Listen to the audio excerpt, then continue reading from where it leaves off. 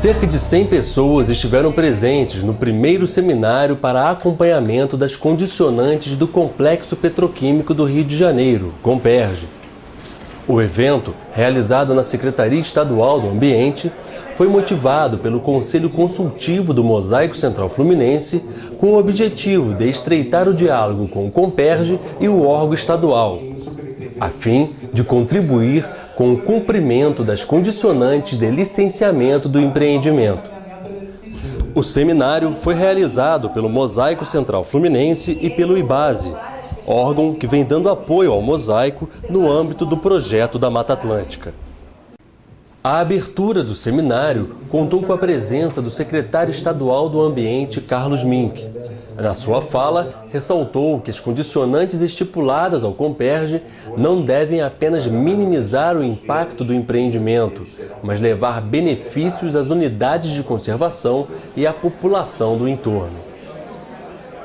A nossa ideia era ter um conjunto de condicionantes que garantisse que você não ia afetar os manguezais, você não ia afetar a Baía de Guanabara, e você ia garantir para a população condições de vida superiores às atuais, de tal maneira que a chegada do Comperj representasse não apenas baixo impacto, representasse um bom impacto positivo no que diz respeito a saneamento, água, escolas técnicas, transporte, etc.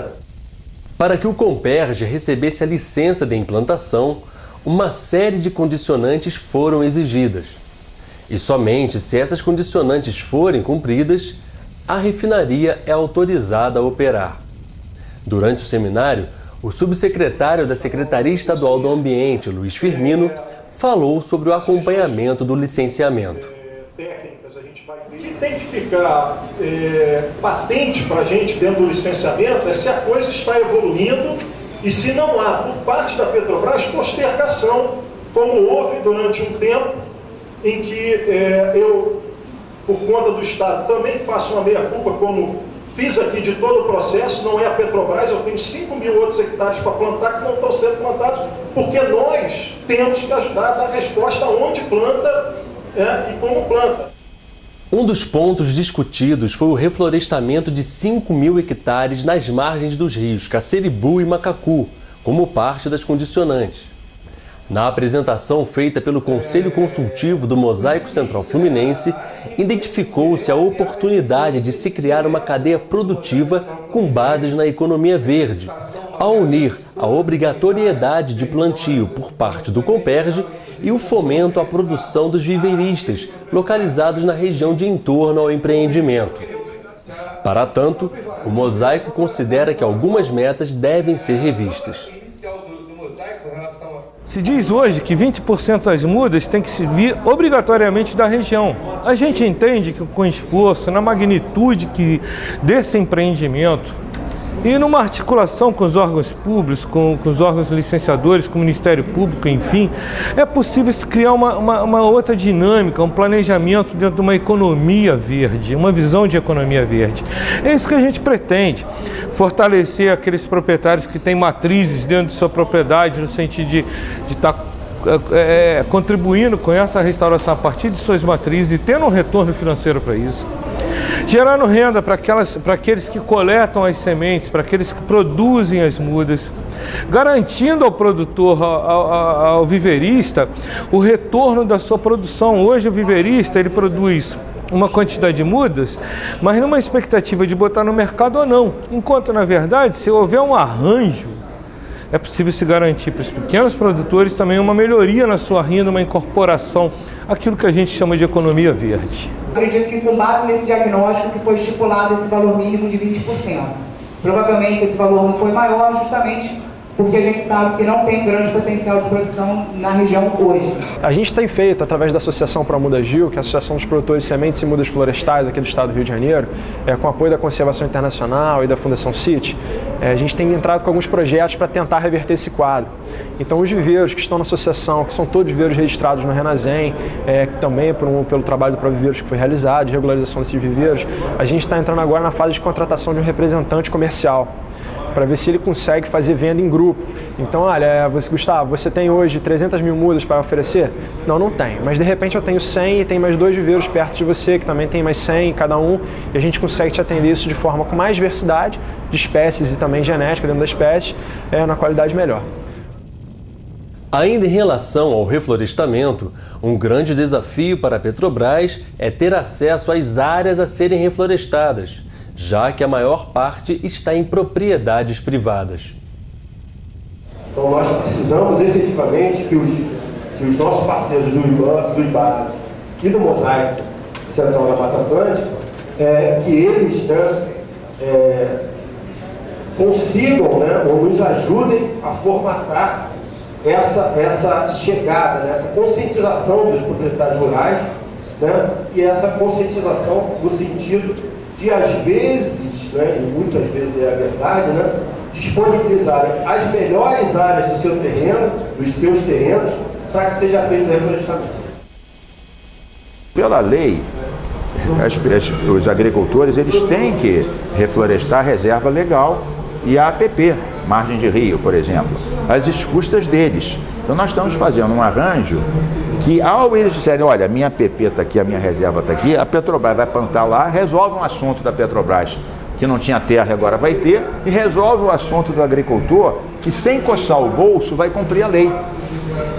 E vai poder até comercializar isso, no mercado de carbono. Então, é um jogo de ganha-ganha. Enquanto se achar que os proprietários têm que simplesmente abrir suas porteiras e deixar as empresas entrarem para cumprir uma lei, sem, no entanto, buscar o entendimento das reais necessidades desses proprietários rurais, com certeza eles não vão liberar. Após a apresentação feita por representantes da Petrobras, membros do Conselho do Mosaico Central Fluminense questionaram a estratégia em relação ao plantio em áreas privadas. Por que a Petrobras não entende que a restauração florestal é uma obrigação e, para isso, não vai ter nenhum proprietário que vai abrir de graça o seu terreno para a maior empresa do país e usa a mesma lógica? Eu vou usar a área do cara, eu pago para o cara.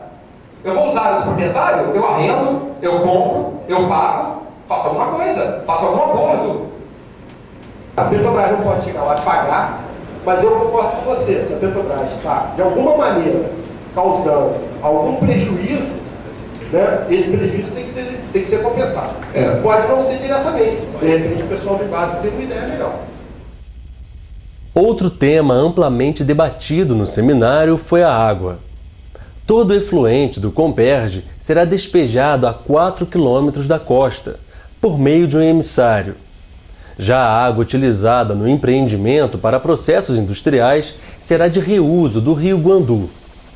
Porém, também há preocupação com o abastecimento de água das cidades vizinhas, devido ao grande aumento populacional associado ao Comperj.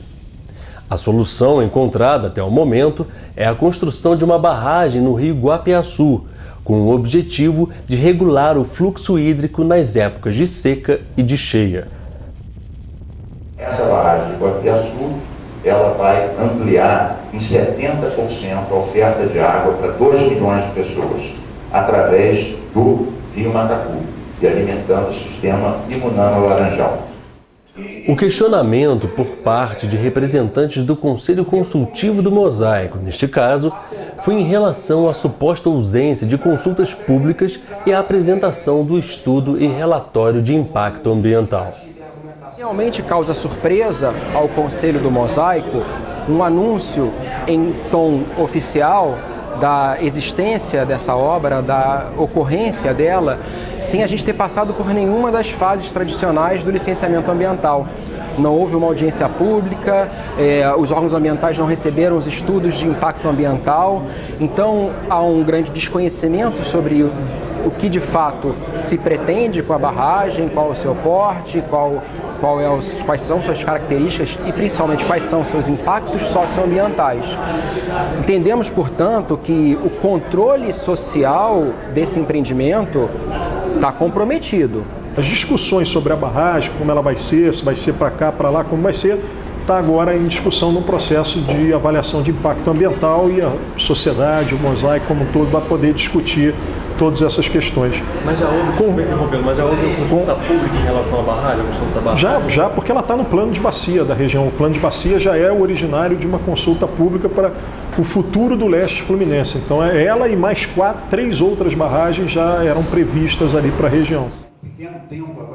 No término do seminário, foi criado um grupo de trabalho formado por representantes do Mosaico, da Petrobras e do Instituto Estadual do Ambiente, INEA, que dará continuidade ao acompanhamento das condicionantes do Comperj. A avaliação do encontro foi positiva, considerado uma importante abertura para o diálogo.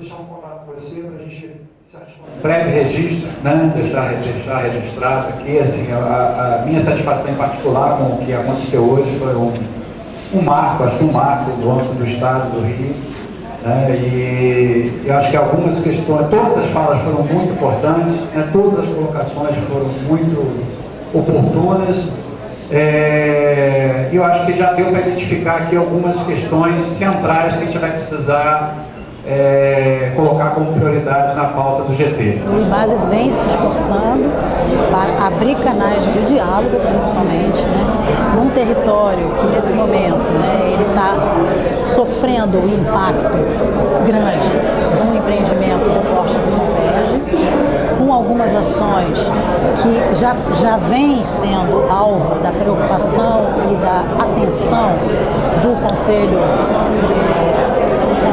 ampliado do Mosaico Central Fluminense, de acompanhar as ações que têm a ver com proteção, restauração florestal, principalmente. O importante é que vai ser tratado agora com o grupo de trabalho todos os temas que foram discutidos no seminário.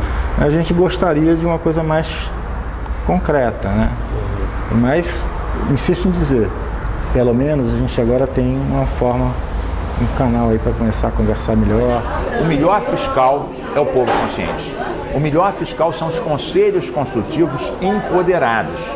Então, nós achamos que várias das condicionantes ambientais estão realmente andando, estão em obras, né? Saneamento, água, plantio, mas num ritmo que pode ser melhor.